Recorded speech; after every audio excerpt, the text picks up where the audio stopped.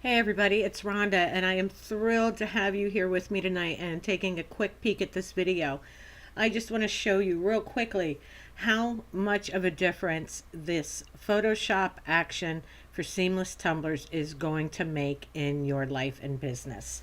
All right, I am not going to waste any time here. I'm just going to run this action and show you just how quickly this can help your workflow. All right.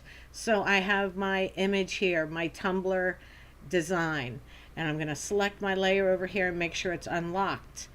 As soon as I do that, I'm going to click the play button on my seamless save with action. And then we are going to click play.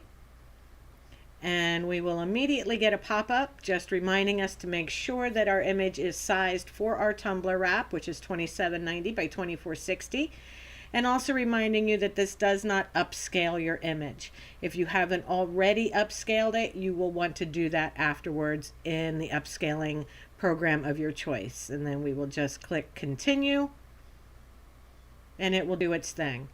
All right, it has moved our images, and now it is generating a section right there in the middle to make this a seamless pattern for us rather than that harsh line that you see right now.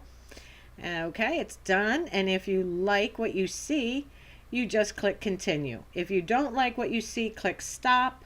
Check out the other variations that Photoshop has given you. When you have one you like, you just press play again, but we're going to click continue. And just that quickly, it is done. Now I'm not going to save this, or I will, I'll just overwrite the one I already had.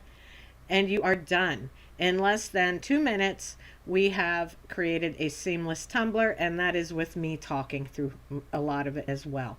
So I hope you guys have a great day. Make sure you grab this action. It is a game changer.